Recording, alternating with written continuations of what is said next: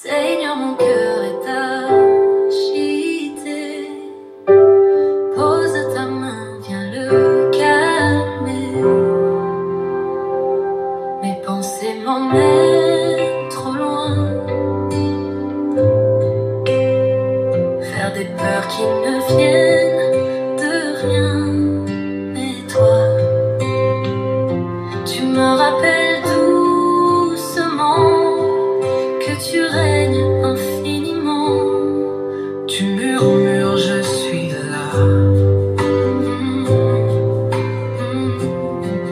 Même quand tu ne vois pas. Alors je te tends ma faiblesse et tu réponds par ta tendresse. Calme mon cœur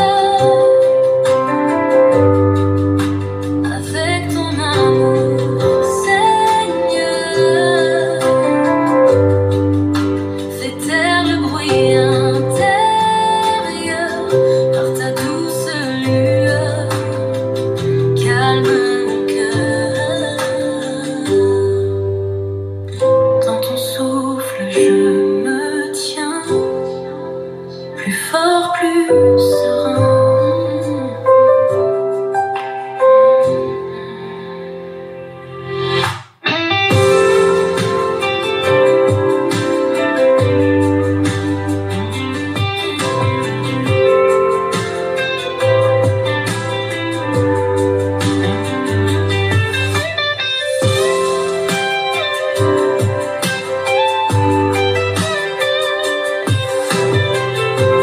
Dans ton souffle je me tiens, plus fort, plus serein.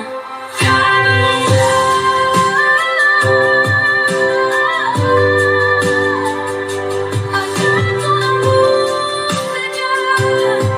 Seigneur, Seigneur, fais taire le bruit intérieur par ta douce lueur. Calme mon cœur. Oh. Dans ton souffle je me tiens, plus fort, plus serein.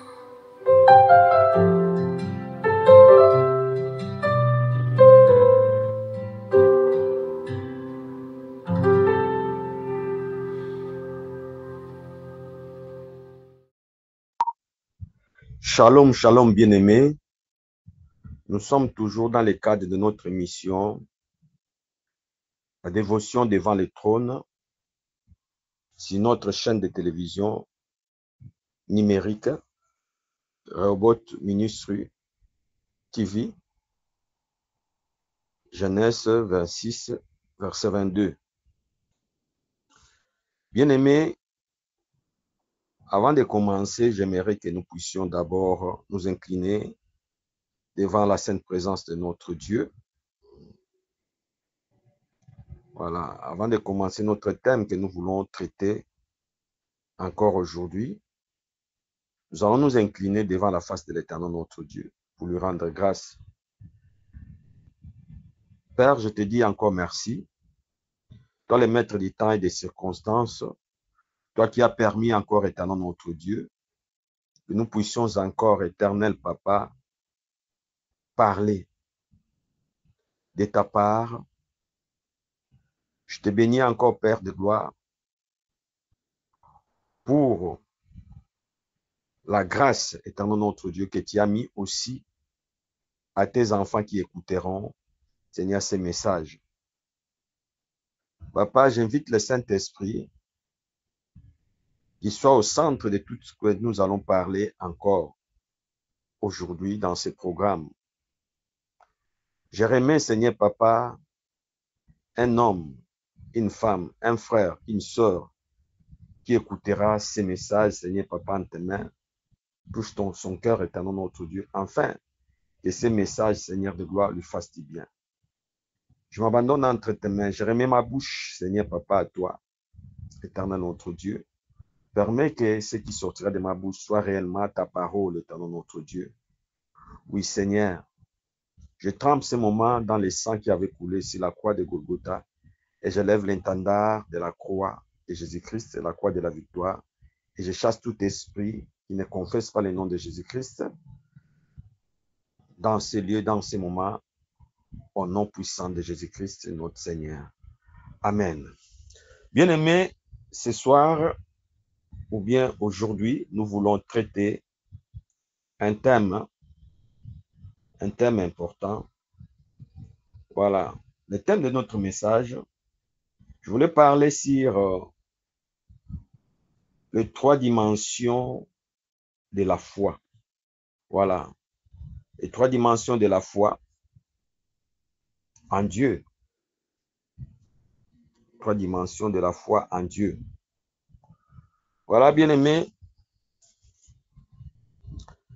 si je suis un peu précis, je voulais juste dire que la foi consiste à croire en Dieu, à croire en Jésus-Christ,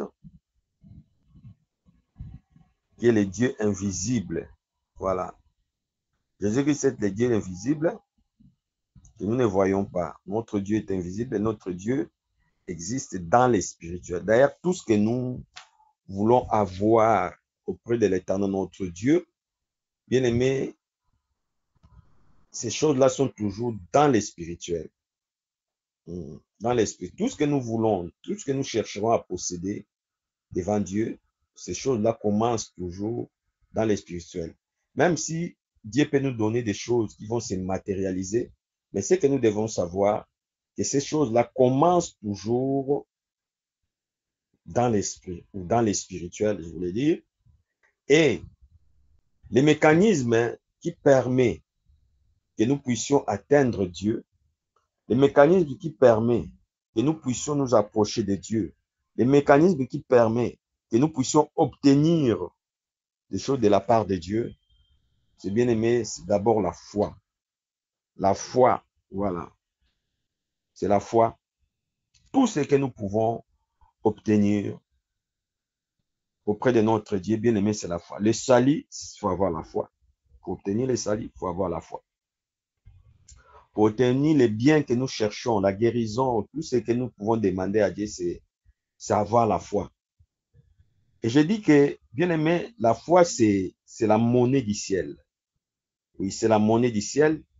Si nous pouvons acheter des choses avec l'euro, le franc CFA, le franc congolais, les dollars, les yens, je ne sais pas quoi encore, voilà, les monnaies étrangères, franc suisse, je ne sais pas. C'est bien aimé, c'est que nous devrions savoir au ciel, la monnaie, c'est la foi. Si nous pouvons acheter des choses au ciel, le ciel aussi est comme un marché où nous pouvons acheter, avoir des choses. Et nous ne pouvons obtenir toutes ces choses-là que par la foi. Voilà, bien aimé. Je disais bien que la foi consiste à croire en Dieu. Et croire en Dieu consiste à croire à sa parole. Voilà. Croire à sa parole, parce que la Bible nous dit dans le livre de Romains 10 au verset 17, la Bible nous fait comprendre que la foi vient de ce qu'on entend, et ce qu'on entend, c'est la parole de Dieu. Donc la foi en Dieu est basée sur sa parole. La foi en Christ est basée sur sa parole. Donc, quelqu'un ne peut pas dire que non, j'ai la foi. Ça, c'est basé sur les Écritures. La foi en Dieu. Je parle très bien de la foi en Dieu. La foi en Christ Jésus est basée sur sa parole.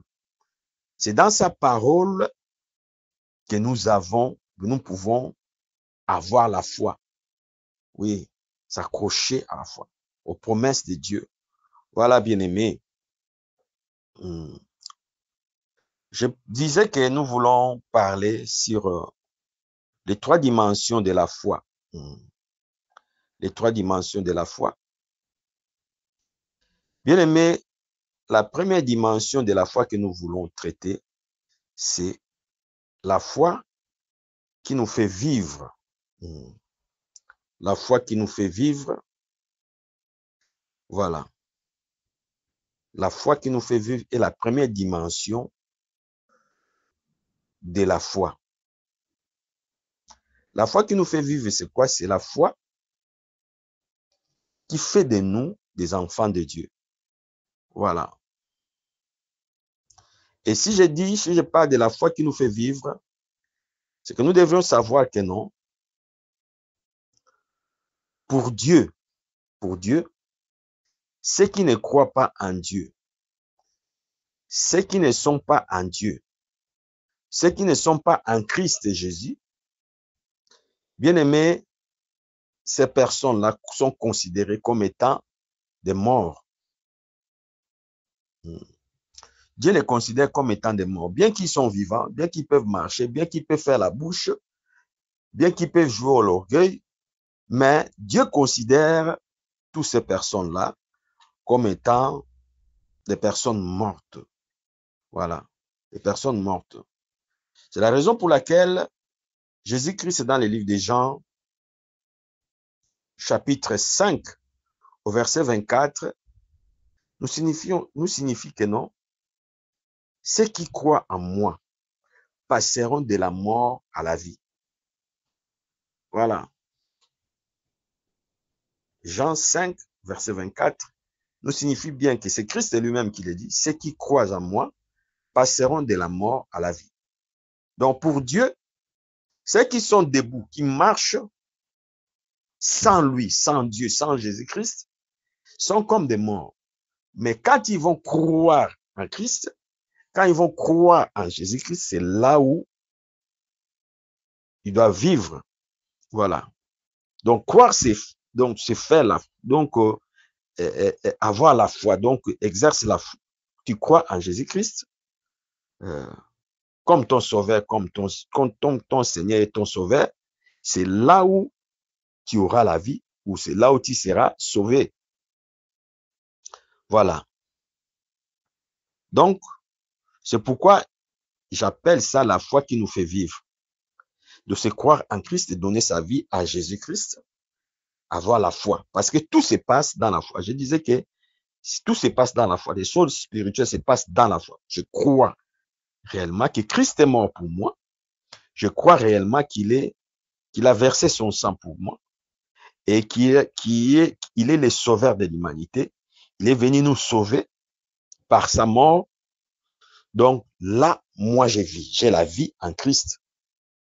J'ai la vie en Christ. Voilà. Donc, quand je crois en Jésus-Christ, j'accepte, je confesse Christ comme Seigneur et mon sauveur dans ma vie. Donc, j'ai la vie maintenant. J'ai la foi en Christ. Et je dis bien que, parce qu'il y a des fois même, des gens qui sont dans l'espiritisme, il y a des fois, ils ne comprennent pas. Ils disent que comment vous faites des choses, ça marche, c'est juste par la foi, et puis, vous disiez que non, vous dites que vous êtes des chrétiens, et puis vous allez obtenir des choses que par la foi. Voilà. Bien, mais tout se passe dans la foi. La foi en Christ, la foi dans sa parole. Voilà. La Bible nous fait comprendre, que à Éphésiens 2, au verset 8, nous dit que nous sommes sauvés par la grâce et au moyen de la foi. Nous sommes sauvés par la grâce. C'est la grâce que Christ a manifesté, la grâce qui implique la miséricorde, sa miséricorde sur nous. Donc, il nous a offert cette grâce-là, une faveur que nous ne méritions pas. Et au moyen de la foi, et nous sommes sauvés. Voilà. Il y a déjà la grâce qui est là. Au moyen de la foi, c'est là où nous sommes sauvés. Voilà. Nous sommes sauvés et nous quittons de la mort où nous étions et nous rentrons maintenant dans la vie en Christ et dans la foi comme ça. Tu restes maintenant, tu commences à être appelé enfant de Dieu. Enfant de Dieu.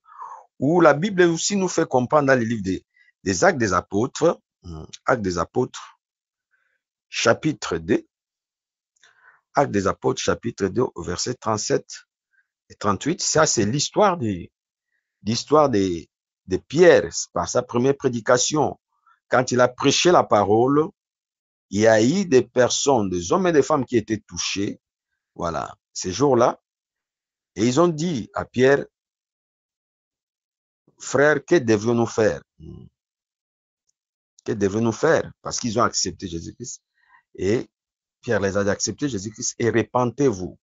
Voilà, acceptez Christ et repentez-vous et vos péchés seront pardonnés. Voilà.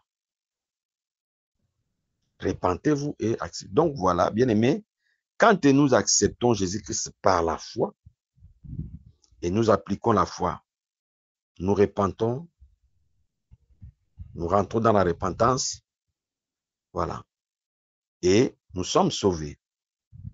Voilà la première dimension de la foi.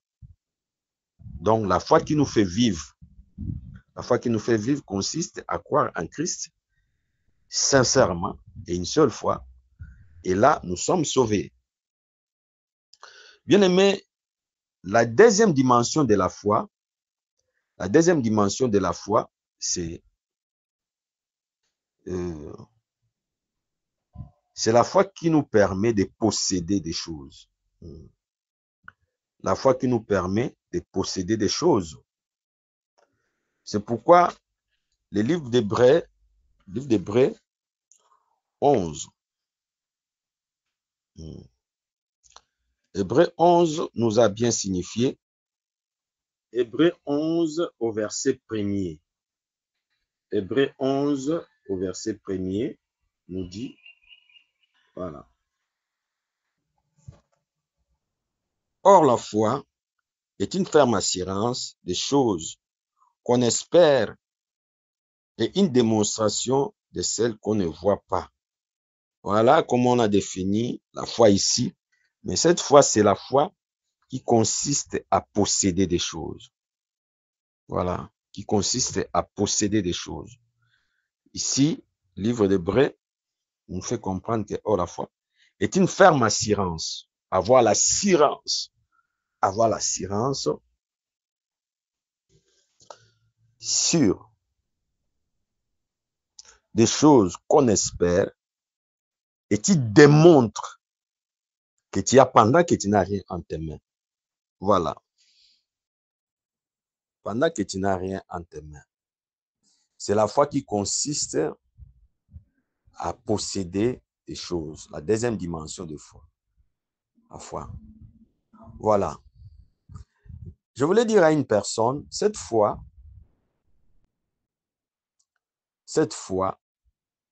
donc je parle de la foi, peut renaître et mourir dans la vie d'un chrétien. Laisse-moi te le dire. Peut naître ou renaître et mourir dans la vie d'un chrétien. C'est là où il y a même un problème. C'est une foi qui s'exerce à tout moment. Et je voulais juste te dire que cette foi-là peut mourir. Cela veut dire quoi? Cela veut dire que tu espérais à des choses, tu espérais à obtenir des choses, mais vu le temps, vu les circonstances, après un moment donné, le désespoir rentre dans ton cœur. Il n'y a plus d'espoir. Donc la foi là, elle meurt dans ta vie. Je prends un exemple simple. Voilà. La Bible nous dit, je disais très bien que la foi est basée sur les promesses de Dieu, sur la parole de Dieu. La Bible nous dit que par ces meurtrissures, nous sommes guéris. Par les meurtrissures de Jésus, donc nous sommes Isaïe 53. Par les meurtrissures de Jésus-Christ, notre Seigneur, et nous sommes guéris. Toi, tu es malade. Pendant que tu es malade, tu as la foi que non, la parole de Dieu me dit que non. Par ces meurtrissures, nous sommes guéris. Et moi, je suis guéri. Tu confesses cela. Mais quand tu vas à l'hôpital, on te fait des examens, après avoir prié, après avoir programmé, tu fais des examens, Au lieu que la maladie même disparaisse, la maladie, c'est comme si ça évoluait. Tu verras que non. Donc, j'avais l'espoir que comme je priais, j'ai demandé à Dieu ce que je devais être guéri. Mais comment la situation s'est dégradée? Tu vois, la foi même meurt. Le langage négatif entre. Voilà, bien aimé. Et cette fois, je disais bien que cette fois-là peut mourir, Père Net peut mourir. Mais ici, je voulais t'encourager, bien aimé, d'exercer toujours la foi, d'appliquer toujours la foi, même quand tu sens que non, ce que tu espérais en Dieu, en fait, tu vis le contraire de ça. Tu espérais au mariage, tu avais 20 ans, tu étais encore jeune, surtout pour nos sœurs, c'est clair. Là, j'ai avancé, tu arrives maintenant à 40 ans. Donc, quand tu regardes ta photo de 20 ans et de 40 ans, il y a des fois, tu te poses la question, dans la foi même, dis que non, j'avais 20 ans, personne ne m'a regardé. Et à 40 ans maintenant, et tu commences à désespérer. Donc, la foi meurt. Voilà. Tu peux postuler, tu peux placer des dossiers. Quelque part, tu as prié, tu as gêné pour ces dossiers-là. Tu espérais vraiment que non, on devrait t'accepter, on devait te prendre. Mais quand tu vas là-bas, on prend ton dossier, on te remet. Et le désespoir entre. Voilà. Ici, on dit que c'est une foi qui doit être ferme. Ferme. Une assurance ferme. Et tu vas démontrer cette foi-là. Bien aimé, cette situation peut arriver à tout le monde. Même notre père Abraham, a vécu cela. Notre père Abraham a vécu cela, ces choses-là. Nous l'appelons le père de la foi. Notre foi, c'est nous sommes des fils d'Abraham par la foi. C'est lui notre père. Et bien aimé, Abraham aussi a vécu cela. A vécu cela. La Bible me fait comprendre que nous sommes dans le livre de Genèse, Genèse chapitre 15, verset 1er jusqu'au moins verset 3 et 4, qui lit la parole de Dieu. La Bible me dit qu'Abraham, Dieu l'avait fait sortir du Charan, de Our, là où il était. Et Dieu l'a dit que vas-y, va-t'en, je te bénirai, je te multiplierai. Abraham est sorti après avoir marché partout. Il a vu d'autres promesses accomplies, la bénédiction matérielle était là. Mais Abraham n'avait pas d'enfant. Et pourtant, Dieu l'avait promis que je vais te multiplier. Et Abraham avait de l'espoir. Un jour, Abraham est allé auprès de Dieu pour dire à Dieu, Seigneur, voici, je suis en train de partir, mon âge est en train d'avancer. Si je meurs aujourd'hui, c'est Eliezer qui va hériter mes choses. C'est celui qui est né dans ma maison qui héritera mes choses. Parce qu'Abraham ne croyait plus, avait perdu la foi. Hein? La foi a été secouée. Il dit que mais Dieu m'a promis. Quand il regardait sa femme, il disait que non, ma femme regarde même.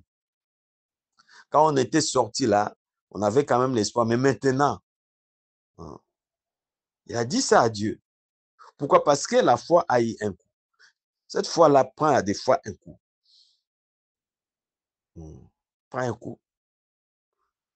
Bien aimé, les promesses de Dieu dans ta vie peuvent être comme aujourd'hui tu les as saisies, tu as saisi les promesses par la parole de Dieu, tu as saisi les promesses.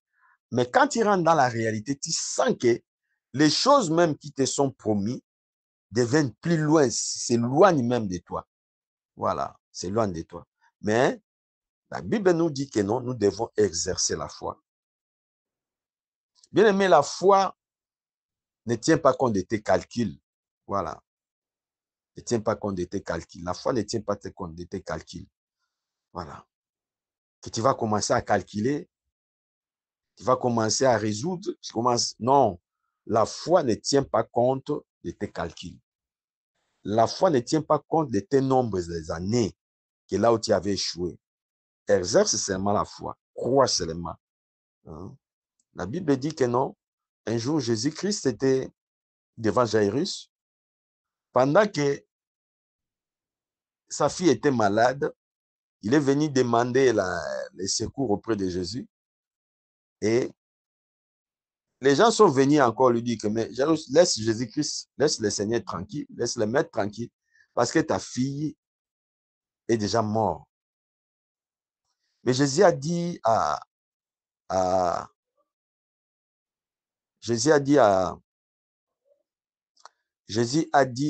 Jairus que Jairus croit seulement, croit seulement. Jésus a dit à Jairus, crois seulement. Bien-aimé, je voulais te dire une chose. La foi qui consiste à posséder des choses a d'abord un regard. Tu dois savoir une chose. La première des choses, que la foi qui consiste à posséder des choses a un regard. C'est la manière dont tu as l'habitude de voir les choses. Voilà. La manière dont tu as l'habitude de voir des choses. En fait, il y a de ces personnes qui sont influencées plutôt par des paroles que les gens disent. Après, ils disent que non. Là, je vois vraiment que non. Je ne peux pas. Bien aimé, ça là, ça ne tient pas compte comme tu vois là. La manière dont tu vois d'une manière négative là, non. La foi, c'est bannir la négation. La foi aussi, c'est bannir la négation. La manière dont tu vois les choses. Quand tu prends le miroir, tu regardes ta figure, tu dis que là, vraiment, il n'y a plus rien. Non. La foi a ses yeux. Les yeux de la foi sont différents des yeux physiques, des choses, des réalités que tu es en train de vivre. Voilà. Quelqu'un qui a la foi doit avoir un regard sur des choses positives. Même si on te présente quelque chose, on te dit que voilà, tu vois ta situation, voilà la situation, comment ça se présente. Mais toi, par la foi, par les promesses de Dieu que tu as saisies, tu dis que non, moi je sais. Voilà. Donc la foi a sa manière de voir les choses. Un homme, une femme de foi ne regarde pas comme tout le monde. Là où on sent que non, ça ne peut pas marcher, ça ne peut pas se réaliser, mais une personne qui a la foi a un autre regard. Un autre regard. Bien aimé, la foi a un langage, a une bouche. La foi qui nous permet de posséder des choses doit avoir une bouche. Qu'est-ce que tu proclames de ta bouche? Qu'est-ce que tu proclames de ta bouche? Bien aimé, ce que tu dois devenir, de ce que tu veux obtenir, dépend aussi de tes déclarations, de ce qui sort de ta bouche. Si tu proclames des paroles négatives sur toi-même, sur la situation qui se présente, bien aimé, rien ne peut se produire. Bien aimé, je prends souvent l'exemple de cette femme qui avait la perte du sang de 12 ans. Voilà. Cette femme, ce n'est pas une autre personne, ce n'est pas quelqu'un d'autre qui est venu la dire que non. Quand tu vas toucher l'habit de Jésus-Christ, le pan de sa robe, et tu seras guéri. Mais c'est elle-même qui a commencé à dire des choses positives sur elle-même. La foi commence, la foi qui consiste à posséder des choses, consiste à proclamer des choses positives pour toi. Même quand tu vis des choses compliquées, toi proclame des choses positives. Tu ne peux pas proclamer la négation. Voilà. Tu ne peux pas proclamer la négation. Il faut proclamer ce qui est positif par rapport aux promesses de Dieu. Par rapport aux promesses de Dieu. Bien-aimé, la foi, cette foi-là, a aussi les pieds. Oui. A aussi les pieds. La Bible nous dit, dans le livre de Daniel, Daniel, chapitre 10, quand l'ange avait apparu à Daniel, la Bible déclare que Daniel avait les pieds. C'est comme si les pieds tremblaient. Et la Bible même déclare que c'est gentil de ses pieds commençaient à s'affaisser. C'est comme s'il voulait tomber. Mais l'ange a dit, Daniel, tiens-toi ferme sur tes pieds. Tiens-toi ferme sur tes pieds. Et ici, la foi doit tenir ferme. Comme la Bible le dit, ferme, tu es debout dans la foi. Tu te tiens debout, tu ne tombes pas dans la foi. Vous savez, il y a des fois quand tu attends une chose, que la réponse soit positive. Il y a des fois la négation, la réponse négative peut sortir en premier. Mais toi, tiens ferme. Ne te décourage pas. Parce qu'on a rejeté ton dossier, toi, tu tombes. Dis que l'affaire d'aller encore chercher le boulot là. L'affaire d'aller poser encore mes dossiers partout, là, c'est fini d'aller l'histoire. Non. Et même si tu as échoué, tiens-toi ferme sur tes deux pieds. Voilà, par la foi. Tiens-toi ferme. Il y a un jour, bien-aimé.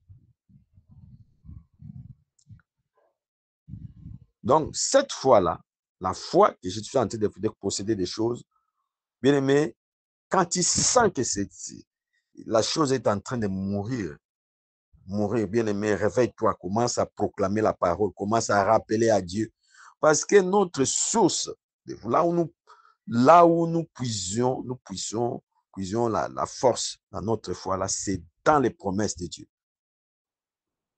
Commence à rappeler à Dieu les promesses. Oui, la parole de Dieu me dit. La parole de Dieu me dit. J'ai saisi la parole, voilà.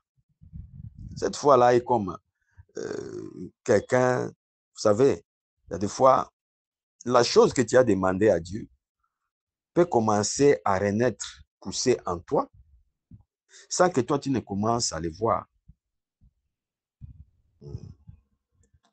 Je prends souvent l'exemple des mamans. Quand les mamans tombent enceintes, en fait, il y a des fois, quand l'enfant est dans le ventre, il y a des fois, il va commencer à bouger. À bouger, à bouger. Début. Et la grossesse, au début, on ne voit pas. L'enfant va commencer à bouger. Il y a des jours où l'enfant n'a pas bougé. Voilà. Quand l'enfant n'a pas bougé, il ne faut pas dire que non, l'enfant est mort dans le ventre. Non, tu dois croire. Tu ne vois pas l'enfant, mais tu sais qu'il vit. Il bouge. C'est comme ça aussi la foi. C'est comme ça aussi la foi, bien-aimée. Donc, ça, c'est la deuxième dimension de la foi. La foi qui consiste à posséder des choses, nous devons l'exercer. Nous devons l'exercer comment? En rappelant à nous-mêmes les promesses de Dieu. Quand je sens que ça commence à s'écrouler, je sens que non, il y a des ça ne va pas qui se présentent devant moi, bien aimé, moi je rappelle à Dieu sa parole. Voilà, bien aimé. La troisième dimension de la foi, bien aimé, c'est les dons de la foi. Voilà, les dons de la foi. Nous sommes dans le livre de Corinthiens 12. Corinthiens 12, là où on nous parle des dons. Voilà, on nous parle des dons. Corinthiens 12, on nous parle des dons. On parle des dons. Corinthiens chapitre 12, il dit que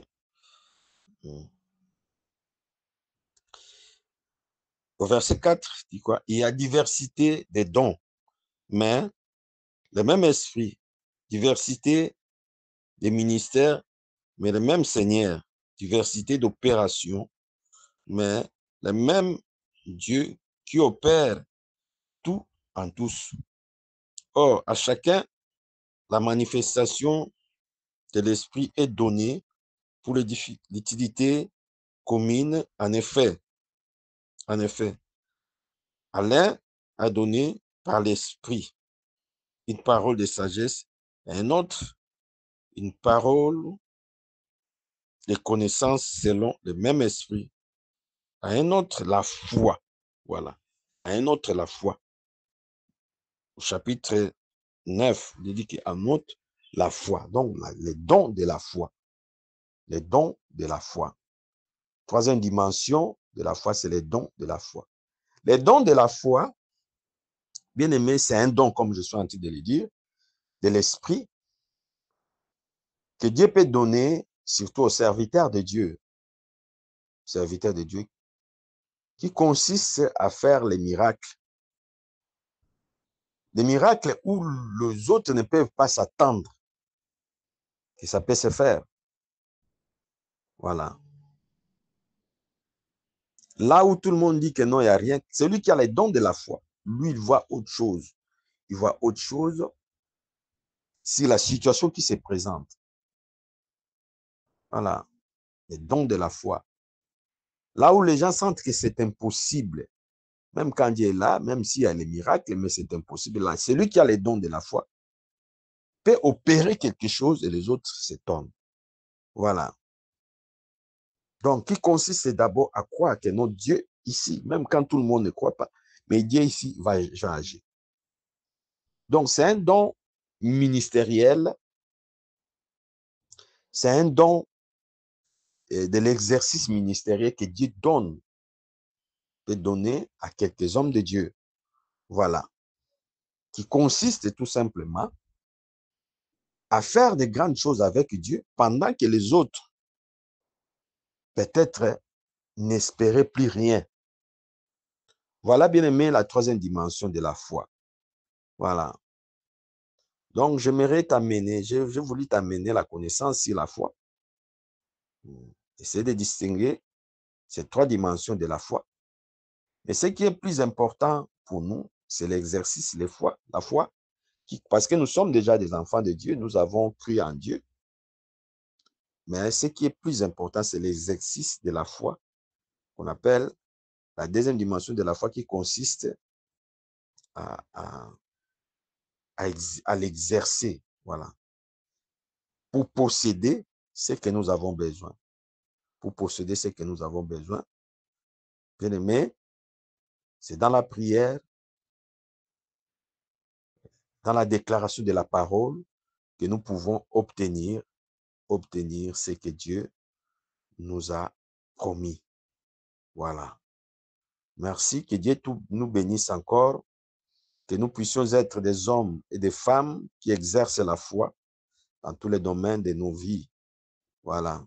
Je disais bien que la foi, c'est la monnaie qui te permet d'acheter des choses auprès de Dieu au ciel. Voilà, au ciel, on n'achète pas avec les francs CFA, on n'achète pas avec les francs congolais, avec les kwanza, avec des randes, je ne sais pas de quelle monnaie encore, des kwacha, des zambis. Non, on n'achète pas au ciel avec cet argent-là. On n'achète qu'avec la foi. Soyez bénis encore. Nous allons prier. Nous allons prier. Éternel notre Dieu, Papa, nous connaissons, éternel Père, que la foi, pour l'exercer, il y a des fois, ça peut mourir, ça peut revenir. Mais Papa, ce qui est plus important, éternel notre Dieu, pendant que l'ennemi cherchera à nous enlever la foi, Père, permets-nous de la conserver, surtout par la parole, surtout, Seigneur Papa, par tes promesses, que nous puissions saisir réellement tes promesses, car tes promesses sont vérité, Seigneur Papa, et vie. Oui, éternel mon Dieu, Papa. Je prie pour une personne, pour un frère, pour une sœur qui écoutera ces messages, Seigneur, qu'il soit une personne qui sait exercer la foi, quelles que soient les difficultés qui arrivent dans sa vie. Oui, éternel notre Dieu, permets que nous puissions l'exercer. Permets, Seigneur Père de gloire, même quand nous sentons que nous sommes, Seigneur Papa, dans une navire qui commence à chavirer. Père de gloire, nous croyons réellement, Seigneur Papa, le sauvetage vient de toi pendant que nous allons prier. Nous croyons, Seigneur Papa, la solution viendra de toi pendant que nous allons nous mettre à prier et à confesser, à proclamer les promesses que tu nous as données. Seigneur de gloire, sois béni encore, Papa, sois exalté. Dans les noms puissants de Jésus que nous avons prié. Amen.